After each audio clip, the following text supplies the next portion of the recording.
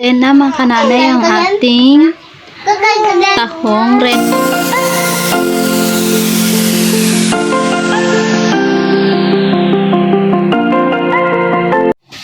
At ayan mga kananay, naggigisa na naman nga ako sa isa na namang ating cooking tutorial. Gisa na naman tayo. Yan, lagyan na natin ng luya. Sa mga gusto pong maglagay ng bawang kapag naggigisa, pwede nyo po siyang lagyan. Ako hindi naglalagay kasi ng luya, bawang. Ito ko na nga ang ating luya. Hintay lang nating pumula. At ayan mga kananay, pwede na nga nating ilagay ang ating kamatis.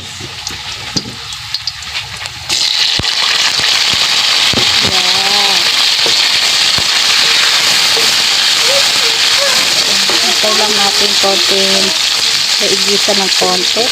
Mga kananay, medyo naluluto ng ating kamatis.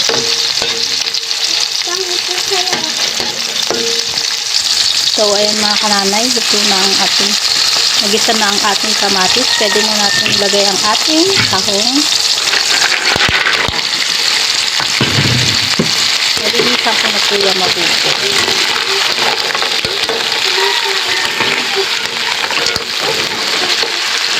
Yan, takpan muna natin at nang maigisa naman ng konti. So, ayan, tutakpan na natin. Ayan na nga mga kananay, medyo bumubuka na ang ating tahong. Hintay lang natin bumuka pa ng konti. Ayan, nahalo ko na siya. Ayan, nagkusa na siya, nagkaroon na siya ng kusang tubig.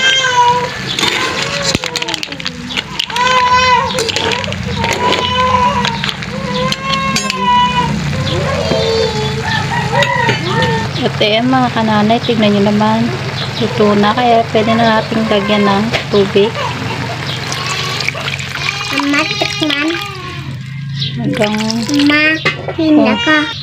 Hanggang sa kung ano gusto nyong dami ng sabaw. Yan. Ako tama na yan. Ayan mga kananay, lagyan na rin natin ng asin para pagkulo.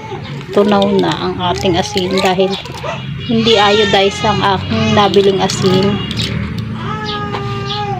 Yan mga kananay.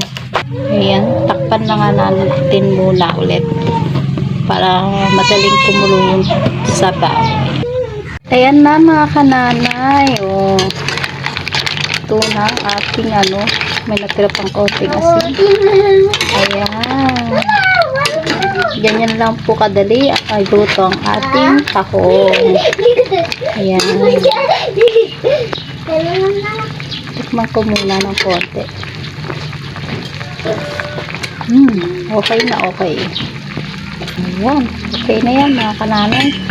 Patay na natin ang kalam.